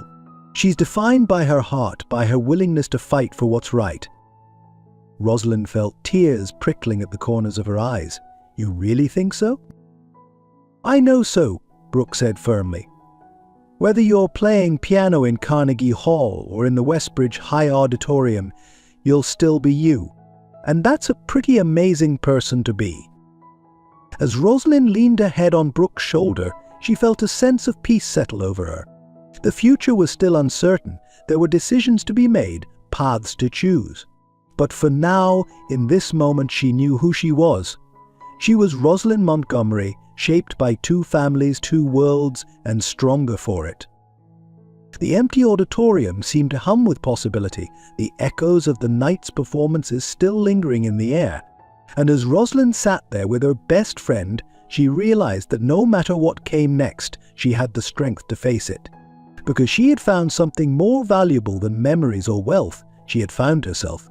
As the weeks following the charity concert passed, Rosalind found herself caught in a whirlwind of activity. A performance had not only saved the Johnsons' home, but had also thrust her into the spotlight. Local newspapers ran stories about the amnesiac prodigy who had organized a concert to help her foster family. And suddenly, Rosalind found herself fielding interview requests and invitations to perform at various events. At first, the attention was exhilarating. Rosalind threw herself into her music with renewed passion, practicing for hours each day and composing new pieces that reflected her journey. Her parents beamed with pride, eager to see their daughter reclaim her place in the world of classical music. However, as the pressure mounted, Rosalind began to feel the strain. The constant demands on her time meant less opportunity to visit the Johnsons or hang out with Brooke and Emma. She found herself torn between her old life of privilege and performance and the simpler, warmer existence she had come to cherish during her time without memories. One particularly grueling day, after a series of interviews and a lengthy practice session, Rosalind retreated to her room in the Montgomery mansion. As she collapsed onto her bed, her eyes fell on a framed photo on her nightstand, a candid shot of her with the Johnsons, taken during a backyard barbecue. The sight of their smiling faces made her heart ache with a sudden, fierce longing. Impulsively, Rosalind reached for her phone and dialed Emma's number. When her friend answered, the familiar voice was like a balm to her frayed nerves. "Ros, is everything okay?" Emma asked, concern evident in her tone. Rosalind hesitated, suddenly unsure of what to say. I don't know," she admitted finally. "I think I need a break. Can I come over?" There was a pause on the other end of the line, and Rosalind could almost see Emma's surprised expression. "Of course," Emma replied quickly. "You know you're always welcome here. Do you want me to ask Mom to make those chocolate chip cookies you love?" So the mention of Miss Johnson's cookies brought a lump to Rosalind's throat. "That would be amazing," she managed to say. "I'll be there in 20 minutes. As Rosalind made her way downstairs, she ran into her mother in the foyer. Elizabeth Montgomery was dressed in an elegant evening gown, clearly on her way out to some social event. "Rosalind, darling, where are you off to?" her mother asked, surprise coloring her voice. "Don't forget, we have the charity gala tomorrow night. You'll need your rest for your performance." Rosalind felt a flash of irritation at the reminder. Another performance, another opportunity to be paraded in front of her parents' socialite friends. "I'm going to the Johnsons," she said, her tone sharper than she intended. "I need some time away from all of this." Her mother's face fell slightly, a mix of hurt and confusion in her eyes. "But sweetheart, this is your life. The concerts, the galas, it's what you've always wanted." "Is it?" Rosalind countered, surprising herself with the vehemence in her voice. "Or is it what you and Dad have always wanted for me?" The words hung in the air between them, heavy with implication.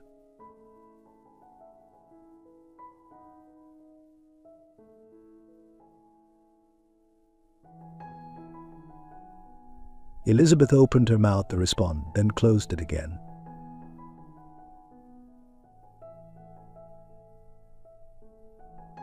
"I'm sorry," Rosalind said softly, already regretting her outburst.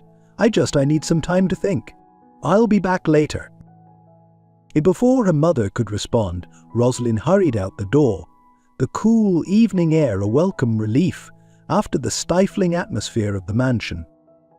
The drive to the Johnsons' house was familiar, even though she hadn't made the trip as often in recent weeks. As Rosalind pulled up in front of the modest home, she felt some of the tension leave her shoulders. The warm glow of lights from the windows and the faint sound of laughter drifting from inside filled her with a sense of homecoming. Emma met her at the door, enveloping her in a tight hug. "We've missed you, stranger," she said, her tone light but her eyes searching Rosalind's face with concern. As Rosalind stepped into the house, the scent of freshly baked cookies wrapped around her like a warm blanket. Mrs. Johnson appeared from the kitchen, wiping her hands on her apron. "Rosalind, honey, what a lovely surprise," she exclaimed, pulling Rosalind into a motherly embrace. "You're just in time. The cookies are still warm." For the next few hours, Rosalind lost herself in the comfort of the Johnsons' home. She helped Emma with her homework, laughed at Mr. Johnson's terrible dad jokes, and savored every bite of Mrs. Johnson's cookies. It was as if the past few weeks of stress and pressure melted away, leaving behind the girl who had found solace and acceptance in this very living room. As the evening wore on, Rosalind found herself sitting on the back porch with Emma, gazing up at the stars. The night was quiet, punctuated only by the distant chirping of crickets and the occasional bark of a neighbor's dog. "I want to talk about it," Emma asked softly, breaking the comfortable silence. Rosalind sighed, drawing her knees up to her chest. "I don't know where to start," she admitted. "Everything's just so complicated now." Emma nudged her gently. "Try the beginning. That's usually a good place." With a weak chuckle, Rosalind began to pour out her heart. She spoke of the pressure to perform, the constant scrutiny, the feeling of being pulled between two worlds. As she talked, she felt tears begin to slide down her cheeks, months of pent-up emotion finally finding release. "I just don't know who I am anymore," Rosalind concluded, her voice barely above a whisper. "Am I the girl who woke up in the hospital with no memories? The one who found a family here with you guys? Or am I Rosalind Montgomery, child prodigy and society darling?" Emma was quiet for a moment, considering her words carefully. "Why do you have to be just one?" she asked finally. "The Rosalind I know, my best friend, she's all of those things and more. You're not defined by your circumstances, Ross. You're defined by your choices, by the person you choose to be every day." Rosalind turned to look at her friend, struck by the wisdom in her words. "When did you get so smart?" she asked, a watery smile tugging at her lips. Emma grinned. "Must be all that time I spent hanging out with a genius pianist." As they shared a laugh, Rosalind felt some of the weight lift from her shoulders. She wasn't alone in this. She had people who loved her, both in the grand Montgomery mansion and in this cozy suburban home. The sound of a car pulling into the driveway interrupted their moment. Curious, Rosalind and Emma made their way to the front of the house, where they found Rosalind's parents stepping out of their sleek luxury vehicle. Rosalind felt a flash of panic. Had they come to drag her back home?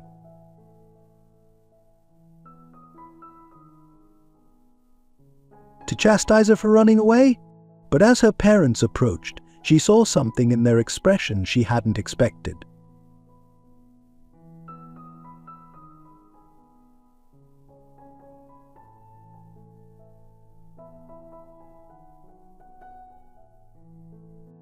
"Rosalind," her father began, his voice uncharacteristically hesitant, "your mother and I, we owe you an apology." Stunned, Rosalind could only stare as her father continued. "We've been so caught up in having you back, in seeing you reclaim your talents, that we didn't stop to consider what you wanted. We didn't see how much pressure we were putting on you." A mother stepped forward, tears glistening in her eyes. "We love you, sweetheart. And we want you to be happy. If that means taking a step back from performances and galas, if it means spending more time here with the Johnsons, then that's what we'll do." Rosalind felt her own eyes fill with tears as she looked between her parents and the Johnsons, who had gathered on the porch to witness the scene. In that moment, she saw not two separate families, but one large, unconventional, perfectly imperfect family. "I don't want to choose," Rosalind said, her voice thick with emotion. "I love you all. The Montgomerys, the Johnsons, you're all my family. I just want to find a way to balance it all, to be true to myself while honoring both parts of my life." Mr. Johnson stepped forward, placing a gentle hand on Rosalind's shoulder. "Then, that's what we'll do," he said firmly. "All of us together."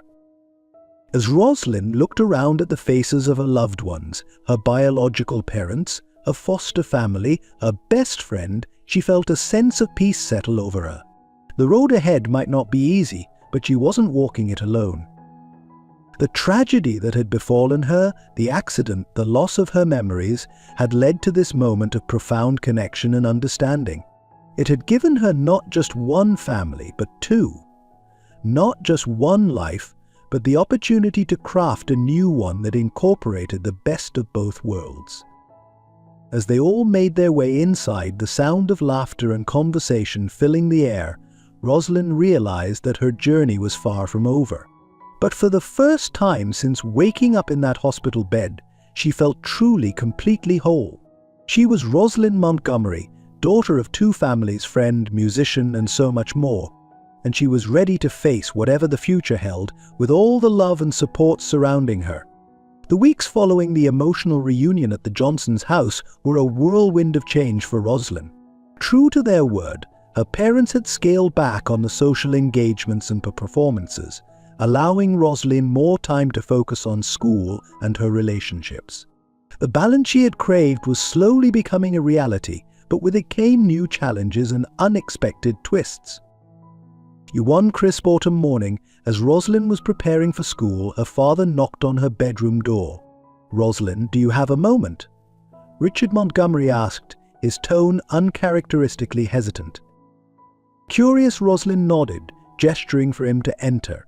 Her father crossed the room, taking a seat on the edge of her bed. In his hands, he held what looked like an old, leather-bound journal. "I've been doing some thinking," he began, his fingers tracing the worn edges of the book. "About your journey, about our family, about the kind of legacy I want to leave behind." He paused, taking a deep breath before continuing. "I found this in your grandmother's belongings. I think it's time you had it." He held out the journal, and Rosalind took it gingerly, feeling the weight of history in her hands. As she opened it, her eyes widened in recognition. The pages were filled with sheet music, handwritten notes scrawled in the margins. "Your grandmother's compositions," her father explained softly. "She was a brilliant musician, you know. But she gave it all up to run the family business, to secure our future." There was a hint of regret in his voice that Rosalind had never heard before. "Dad, this is incredible," Rosalind breathed, her fingers tracing the delicate notes on the page. "But why are you showing me this now?" Richard Montgomery's eyes met his daughter's, a mix of emotions swirling in their depths. "Because I don't want you to make the same choices she did. I don't want you to give up your passion for some misguided sense of duty or obligation. Your grandmother, she always regretted not pursuing her music. I don't want that for you, Rosalind." Rosalind felt tears prickling at the corners of her eyes. This vulnerable, open side of her father was something she had rarely seen, even before her accident. "But what about the family business? I thought you wanted me to follow in your footsteps." Her father shook his head, a rueful smile playing on his lips. "What I want, Rosalind, is for you to be happy, to be fulfilled. If that means pursuing music, then that's what you should do. The business will always be here if you change your mind, but your talent, your passion, that's something special. Don't let it slip away." Overwhelmed with emotion, Rosalind threw her arms around her father, hugging him tightly. As they embraced, she felt as though another piece of the puzzle that was her life had fallen into place. That day at school, Rosalind couldn't stop thinking about her grandmother's journal.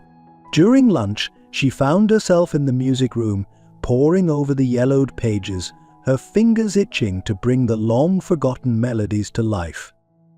So engrossed was she in the music that she didn't notice Brooke enter the room until her friend spoke. "Earth to Rosalind," Brooke said, waving a hand in front of Rosalind's face. "What's got you so captivated?" Rosalind looked up, a bright smile lighting up her face. "Brooke, you won't believe what my dad gave me this morning." She quickly explained about the journal, her words tumbling out in an excited rush. Brooke listened, her eyes widening as she grasped the significance of the gift. "Ros, that's amazing. Are you going to play any of these pieces?" Rosalind nodded eagerly. "I want to. There's one in particular," she trailed off, her fingers hovering over a particular page. The title at the top read Echoes of Memory, a hauntingly appropriate name given Rosalind's recent experiences. As Rosalind began to play, the melody filled the room, rich and complex. It was unlike anything she had played before, a perfect blend of classical structure and modern emotion. Brooke sat in rapt silence, watching her friend lose herself in the music. When the final notes faded away, there was a moment of hushed awe before a smattering of applause broke out. Startled, Rosalind and Brooke turned to see a small crowd had gathered at the door of the music room, drawn by the beautiful melody. Among them was Mr. Hendricks, the music teacher, his eyes shining with excitement. "Rosalind, that was extraordinary," he said, stepping into the room. "I've never heard anything quite like it. Is that an original composition?" Rosalind hesitated, unsure how to explain. It's my grandmother's," she said finally. "She wrote it years ago, but it was never performed." Mr. Hendricks nodded thoughtfully. "Well, it's about time it was heard. Rosalind, I have a proposition for you. The state music competition is coming up in a few months. With a piece like that, I think you could have a real shot at winning." The suggestion sent a thrill of excitement through Rosalind, quickly followed by a wave of uncertainty. The state competition was a big deal. It could open doors to scholarships, conservatories, a future in music she had only dreamed of. But it would also mean more pressure, more time away from her friends and the life she had built at Westbridge. Sensing her hesitation, Brooke spoke up. "You should do it, Ros. This is your chance to share your grandmother's music with the world, to honor her legacy and create your own." Rosalind looked between Brooke and Mr. Hendricks, feeling the weight of the decision before her. "Can I think about it?" she asked finally. Mr. Hendricks smiled understandingly. "Of course. Take your time, Rosalind, but don't take too long. We'll need to start preparing soon if you decide to compete." As they left the music room, Brooke linked her arm through Rosalind's. "So, what are you thinking? Are you going to do it?" Rosalind sighed, her mind whirling with possibilities. "I don't know. It's a huge opportunity, but you're worried about falling back into the pressure cooker life you just escaped," Brooke finished for her. Rosalind nodded, grateful as always for her friend's perceptiveness. "Exactly. I love playing, I love my grandmother's music. But I also love hanging out with you and Emma, having family dinners with the Johnsons, just being a normal teenager. I'm afraid if I do this competition, I'll lose all of that again." Brooke was quiet for a moment, considering her words carefully. "You know," she said finally, "I don't think it has to be one or the other. You've already proven that you can balance both worlds. Maybe this is your chance to show everyone, including yourself, that you can pursue your passion without losing yourself in it." As they reached their lockers, they found Emma waiting for them, a mischievous grin on her face. "Hey guys, guess what? I just heard the most amazing gossip." Rosalind and Brooke exchanged amused glances. Emma's love for school gossip was legendary. "All right, Em, spill," Brooke said, leaning against her locker. Emma's grin widened. "You know Jacob Matthews? The super hot senior? Well, word on the street is he's planning to ask Rosalind to the homecoming dance." Rosalind felt her cheeks flush. Jacob Matthews was indeed one of the most popular boys in school, athletic, charming, and undeniably handsome. Before her accident, the old Rosalind might have been thrilled at the prospect, but now— "Oh," she said, her voice small, "that's unexpected." Emma's face fell slightly at Rosalind's less than enthusiastic response. "Aren't you excited? This is huge, Ros. Jacob could have asked anyone, and he's choosing you." Brooke, ever perceptive, noticed Rosalind's discomfort. "Maybe Rosalind's got other plans for homecoming," she suggested gently. "Or maybe she's just not interested in Jacob." Emma's eyes widened in surprise. "Not interested in Jacob Matthews? Is that even possible?" Rosalind couldn't help but laugh at her friend's dramatic tone. "It's not that he isn't nice," she explained. "And it's just, I'm not the same girl I was before the accident. The old Rosalind might have been over the moon about this, but now I don't know. It doesn't seem as important anymore." As the words left her mouth, Rosalind realized the truth in them. Her priorities had shifted dramatically since her time with the Johnsons. The glitz and glamour of being on the arm of the school's most popular boy no longer held the same appeal. Emma nodded slowly, processing this. "I guess I can understand that. But if not Jacob, is there someone else you'd want to go with?" Rosalind's mind immediately flashed to an image of warm brown eyes and a kind smile. She pushed the thought away, surprised by its intensity. "I haven't really thought about it," she said, hoping her voice sounded casual. "Maybe we could all go as a group."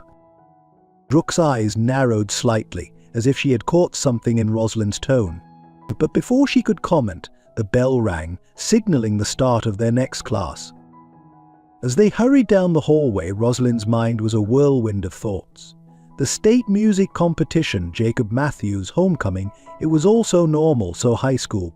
And yet, underlying it all was the constant awareness of a unique situation, the girl with two families, two lives, trying to forge a path that honored both. Later that evening, as Rosalind sat at her desk in the Montgomery mansion, her grandmother's journal open before her, she found herself at a crossroads. The music called to her, offering a connection to her past and a promise for her future. But the thought of diving back into the world of competitions and performances filled her with a familiar anxiety. Her fingers hovered over her phone. Before she could second-guess herself, she dialed a familiar number. "Hello?" Mr. Johnson's warm voice answered. "Hi, Mr. Johnson," Rosalind said, surprised by how relieved she felt just hearing his voice. "I hope I'm not interrupting anything." "It's all never for you, Rosalind," he replied, and she could hear the smile in his voice. "What's on your mind?" Rosalind took a deep breath and began to explain about the journal, the state competition, her fears and doubts. As she spoke, she felt the tension begin to leave her shoulders. Mr. Johnson listened patiently, offering the occasional word of encouragement or asking a thoughtful question. When she finished, there was a moment of silence on the other end of the line. Then, Mr. Johnson spoke, his voice gentle but firm. "Rosalind, do you remember what I told you the day you left our house to return to your parents?" Rosalind closed her eyes, recalling that emotional day. "You said that no matter where I lived, I would always have a home with you." "Exactly," Mr. Johnson affirmed. "And that doesn't just apply to where you live, Rosalind. It applies to everything in your life. No matter what path you choose, music, business, or something entirely different, you will always have a place here with us. You don't have to choose between your passion and your family, biological or foster. We're all here to support you, every step of the way." Tears pricked at Rosalind's eyes as the weight of his words sank in. "Thank you," she whispered, her voice thick with emotion. "I don't know what I'd do without you all." "You'll never have to find out," Mr. Johnson assured her. "Now, about this competition, I think you should go for it. Your grandmother's music deserves to be heard, and you deserve the chance to share your talent with the world. But remember, win or lose, it doesn't define you. You're so much more than just a musician, Rosalind. You're a daughter, a sister, a friend, and we love you for all of it." As Rosalind hung up the phone, she felt a sense of clarity wash over her. Mr. Johnson was right. She didn't have to choose between her worlds, she could embrace them both, creating a life that was uniquely her own. With renewed determination, she turned back to her grandmother's journal. Her fingers found the keys of her piano, and as the opening notes of echoes of memory filled the room, Rosalind felt a connection not just to her grandmother, but to every version of herself, past, present, and future. She would enter the competition, not for the accolades or the potential scholarships, but for the joy of the music itself. And no matter the outcome, she knew she had a network of love and support that would catch her if she fell. As the melody soared around her, Rosalind smiled to herself. The path ahead might be uncertain, but for the first time since waking up in that hospital bed, she felt truly, completely ready to face whatever came next. The months leading up to the state music competition flew by in a whirlwind of practice sessions, schoolwork, and precious moments with both of her families. Rosalind threw herself into perfecting her grandmother's composition, echoes of memory, spending countless hours at the piano. Her dedication was fueled not just by a desire to win, but by a deep connection to the music itself, a bridge between her past and her present. As the day of the competition dawned, Rosalind found herself surrounded by an entourage of supporters. Her parents, the Johnsons, Brooke, and Emma had all made the journey to the state capital to cheer her on. The sight of her two families, biological and foster, sitting side by side in the auditorium filled her heart with warmth. Backstage, as Rosalind prepared for her performance, she felt a tap on her shoulder. Turning, she found herself face to face with Jacob Matthews, the boy who had asked her to homecoming months ago. She had politely declined his invitation, choosing instead to attend with her friends as a group. "Hey, Rosalind," Jacob said, a nervous smile on his face. "I just wanted to wish you good luck out there." Rosalind returned his smile, touched by the gesture. "Thanks, Jacob. That means a lot." As he walked away, Rosalind caught sight of Brooke watching the interaction with a raised eyebrow. "What was that about?" her friend asked, coming to stand beside her. Rosalind shrugged. "Just a good luck wish. You know, I think in another life I might have been really into him." Brooke laughed. "And in this life?" "In this life," Rosalind said, her eyes meeting Brooke's, "I've learned there are more important things than dating the popular guy. Like true friendship." A soft blush colored Brooke's cheeks, and for a moment, something unspoken passed between them. But before either could address it, Rosalind's name was called. It was time. As Rosalind took her place at the grand piano on stage, she closed her eyes, taking a deep breath. The audience faded away, and in her mind she saw her grandmother, a woman she had never met, but whose legacy she now carried. With a silent prayer of thanks, Rosalind began to play. The notes of echoes of memory filled the auditorium, weaving a tapestry of emotion that held the audience spellbound. Rosalind poured everything into her performance, her journey of loss and rediscovery, the love of her two families, the friendships that had sustained her. As the final notes faded away, there was a moment of hushed silence before the auditorium erupted in thunderous applause. Rosalind stood, her legs shaky, and took a bow. As she looked out at the audience, she saw her parents and the Johnsons on their feet, tears streaming down their faces. Brooke and Emma were jumping up and down, cheering loudly. In that moment, regardless of the competition's outcome, Rosalind knew she had already won. The awards ceremony was a blur of nervous anticipation. When Rosalind's name was called as the first place winner, the eruption of joy from her supporters nearly drowned out the announcement. As she accepted her trophy, Rosalind felt a sense of completion, as if a chapter of her life had come full circle. In the aftermath of her victory, as congratulations poured in from all sides, Rosalind found a quiet moment with her father. Richard Montgomery pulled his daughter into a tight embrace, his voice thick with emotion as he whispered, "Your grandmother would be so proud of you, Rosalind, as are we all." The celebration continued late into the night, with both the Montgomerys and the Johnsons coming together for a joyous dinner. As Rosalind looked around the table at the faces of those she loved most in the world, she felt a profound sense of gratitude for the journey that had brought her to this moment. Later that evening, as the party wound down, Rosalind found herself alone on the hotel balcony, gazing out at the city lights. She heard the sliding door open behind her and turned to see Brooke stepping out to join her. "Some night, huh?" Brooke said, coming to stand beside her friend. Rosalind nodded, a contented smile on her face. "It's been pretty incredible." They stood in comfortable silence for a moment before Brooke spoke again. "So, Miss State Champion, Juliet, World Tours?" Rosalind laughed, shaking her head. "Honestly, I'm not sure. Winning this competition, it's opened up a lot of doors. But I'm not in any rush to walk through them just yet." Brooke turned to face her, curiosity in her eyes. "No, I thought this was your dream."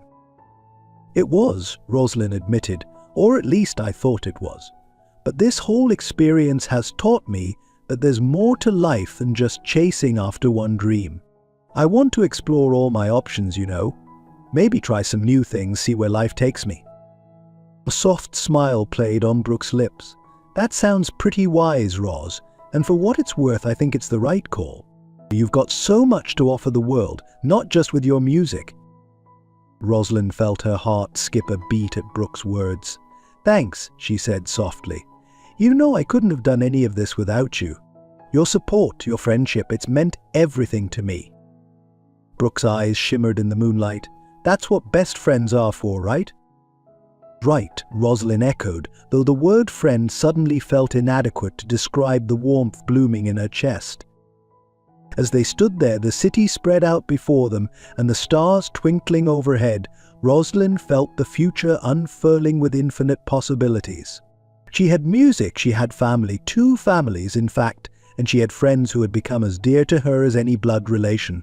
Whatever came next, she knew she wouldn't face it alone. The next morning, as they prepared to return home, Rosalind received an unexpected visitor. Mr. Blackwood, the Juilliard scout who had approached her after the charity concert so many months ago, had heard of her victory and came to offer his congratulations and to renew Juilliard's interest in her. "We would be honored to have you audition, Miss Montgomery," he said, his eyes alight with enthusiasm. "Your performance last night was nothing short of extraordinary." Rosalind thanked him graciously but didn't commit to an immediate answer. "I'm exploring all my options right now, Mr. Blackwood. But I appreciate Juilliard's interest, and I'll certainly keep it in mind as I make my decision." As Mr. Blackwood left, Rosalind caught her mother's questioning gaze. "Are you sure about this, sweetheart? Juilliard has been your dream for so long." Rosalind nodded, feeling more certain than ever. "I'm sure, Mom. Dreams can change, and that's okay. I want to take some time to really figure out what I want, not just what everyone expects of me." Her mother's eyes filled with pride. "You've grown so much, Rosalind. Whatever you decide, your father and I will support you fully." The drive back home was filled with laughter and excited chatter as they relived the highlights of the competition. As they neared Westbridge, Rosalind felt a sense of anticipation building in her chest. This town, which had once been foreign to her, now felt like home in the truest sense of the word. As they pulled up to the Montgomery mansion, Rosalind was surprised to see a crowd gathered on the front lawn. A banner hung between 2 trees, reading "Welcome Home, State Champion." The Johnsons were there, along with what seemed like half the school, including Mr. Hendricks and even Principal Stevens. Overwhelmed by the show of support, Rosalind felt tears prick at her eyes. This was her community, her home, in all its wonderful complexity. The impromptu celebration lasted well into the evening, with music, food, and laughter filling the air. As the sun began to set, casting a golden glow over the gathering, Rosalind found herself at the center of a circle of her loved ones. Mr. Johnson raised his glass in a toast. "To Rosalind," he said, his voice carrying across the lawn, "who has shown us all the power of perseverance, the strength of family, both given and chosen, and the beauty that can arise from life's unexpected turns. We are all richer for having you in our lives." A chorus of "To Rosalind" echoed around her, and as Rosalind looked at the faces of those she loved, her parents, the Johnsons, Brooke, Emma, and so many others, she felt a profound sense of belonging. Later that night, as the party wound down and guests began to depart, Rosalind found herself once again on the porch with Brooke. The air was cool, carrying the scent of autumn leaves and wood smoke. "So," Brooke said, bumping Rosalind's shoulder playfully, "state champion, potential Juilliard student, beloved local hero. How does it feel?" Rosalind laughed, shaking her head. "Honestly, it feels right, not because of the title or the trophy, but because of moments like this. Being here with the people I love, knowing that no matter what happens next, I have this incredible support system." Brooke's expression softened. "You'll always have us, Ros, no matter where life takes you next." As they sat there, the sounds of the party fading behind them, Rosalind felt a sense of peace settle over her. The future was wide open, full of possibilities she had yet to explore. But here, in this moment, she was exactly where she was meant to be. The girl who had woken up in a hospital bed with no memories had come so far, piecing together not just her past, but a future of her own making. She had found family in unexpected places, friendship that defied explanation, and a sense of self that transcended the labels of prodigy or amnesiac. As the stars twinkled overhead, Rosalind Montgomery looked out at the world before her, ready for whatever adventure came next. She had music in her heart, love in her life, and the courage to forge her own path. And really, what more could anyone ask for? The end of this chapter was just the beginning of a life filled with promise. guided by the echoes of memory and the harmony of two worlds beautifully intertwined. Drawing from the characters' words and the story's themes, here's a message that aims to touch the emotional core of the audience. Life isn't about the memories we lose, but the ones we create along the way. As Rosalind discovered, family isn't just about blood, it's about the people who stand by you when you can't even remember who you are. It's about the Emmas who make you laugh when you're lost, the Brooks who defend you fiercely, and the Mr. Johnsons who remind you that no matter where you live, you will always have a home with us. I remember Rosalind's father's words, "What I want is for you to be happy, to be fulfilled." Sometimes our greatest triumphs come not from following a predetermined path, but from having the courage to forge our own. In the end, it's not about being a prodigy or having the perfect life. It's about finding harmony in the chaos, love in unexpected places, and the strength to play your own unique melody. As Mr. Johnson toasted, it's about the power of perseverance, the strength of family, both given and chosen, and the beauty that can arise from life's unexpected turns. So, whether you're standing on a grand stage or sitting on a worn porch step, remember that your story is still being written. Every struggle, every triumph, every moment of doubt and clarity, they're all part of your echoes of memory. And like Rosalind, you have the power to turn those echoes into a symphony. Because in the end, as Rosalind realized, dreams can change, and that's okay. What matters is not the applause of strangers, but the love of those who see you, truly see you, and stand by you through it all. So here's to the lost finding their way home, to second chances and new beginnings, to the families we're born into and the ones we choose. Here's to you, writing your own extraordinary story, one note at a time. Drawing from the story's themes and characters, here's a message that incorporates a call to action for the audience. As Rosalind learned, dreams can change, and that's okay. Life's unexpected turns often lead us to the most beautiful destinations. Just like how Rosalind found a family in the Johnsons and true friendship with Brooke and Emma, we hope this story has touched your heart and perhaps even become a part of your own echoes of memory. If Rosalind's journey resonated with you, we'd love to hear your thoughts. Remember Mr. Johnson's words, "We're all here to support you, every step of the way." We feel the same about our audience, so let's create a community of support and shared stories right here. If you enjoyed this tale of rediscovery and unconditional love, please leave a comment with the number 1. Your support means the world to us, just as Brooke's support meant everything to Rosalind. Curious about what's next for Rosalind? Want to see how she navigates her future, balancing her two families and exploring new dreams? If you're eager for a part 2, comment with the number 2. After all, as Rosalind said, I want to explore all my options, you know. Maybe try some new things, see where life takes me.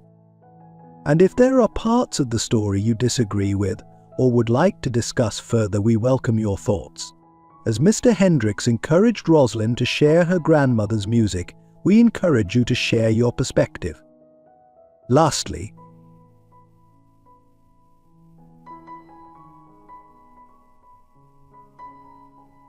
if you have belonged, please keep subscribing to our channel. Your subscription is like the applause that filled the auditorium after Rosalind's performance.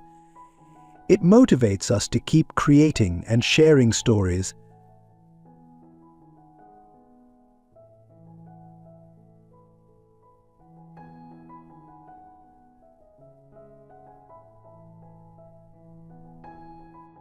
Remember, as Rosalind's father said, you're so much more than just a musician. And you, our dear audience, are so much more than just viewers. You're part of our storytelling family. So subscribe, comment, and let's continue this journey together. After all, in the words of Mr. Johnson, we're all here to support you every step of the way.